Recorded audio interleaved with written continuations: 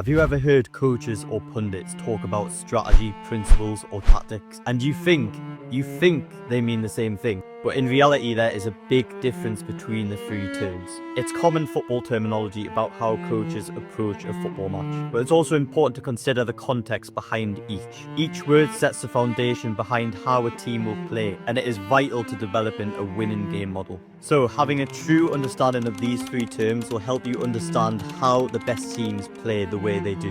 And if you don't understand the difference, well, you'll never be able to truly read the game. So let me show you. My name's Lucas Sutherland and this is the Tactics Academy.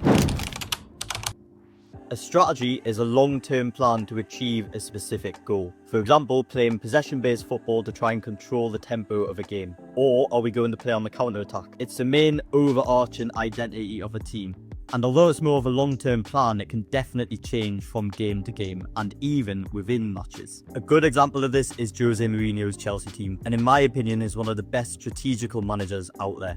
Even down to considering how loud the crowd are. So for example, if his team were playing away from home and the home fans were really loud, that indicates that they are more confident. The home team will be more confident on the ball and they will look to take it at the opponents. So how would he respond? Well, he would play more conservative and kind of wait for the storm to blow over. But if the home crowd are quiet, then this indicates that they're scared and it strikes fear into the home team. And this is when Jose Mourinho changes his strategy and will look to attack more often than not to try and capitalize. Therefore, his strategy changed during the game. To make good tactical decisions, you must first learn to make good strategical decisions, as this sets the foundation.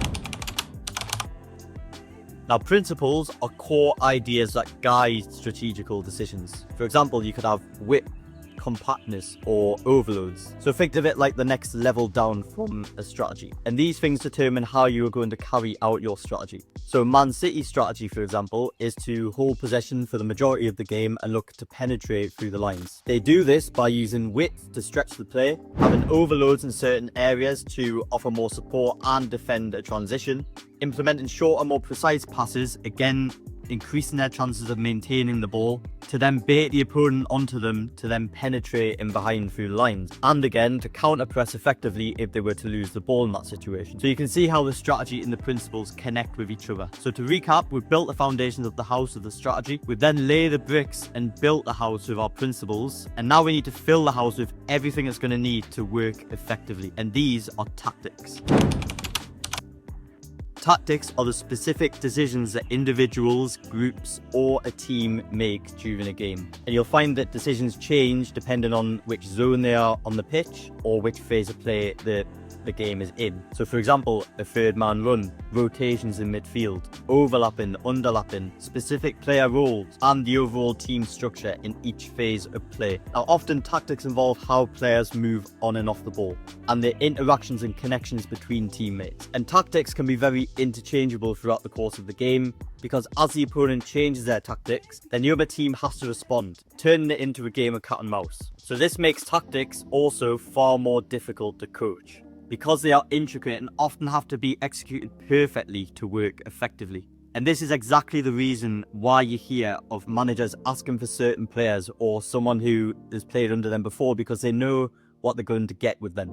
And they also know they have the ability to carry out exactly what that coach wants. But it's also the reason why a new coach might struggle at the beginning, because for the whole squad to be on the same tactical wavelength takes time. So think about a game of chess. There's millions and millions of different combinations in a chess game, and the best players know the most effective move for each situation. This is the exact same. The best coaches know how to adapt to every single moment. But unlike chess pieces, the players have a mind of their own, which is why again it's extremely hard to coach and it takes time. So understanding the difference between these three terms will help you understand the game with better clarity. It'll help you analyse football matches more like a coach would, and help you spot the why behind the play. So if you want to build your football IQ, you can start here with your free match analysis template. The link for that is in the description, and it's going to show you exactly how to analyse a football match step by step. So make sure you subscribe for more weekly videos from the Tactics Academy, because once you understand the difference between what I've spoken about today, football starts to make a lot more sense.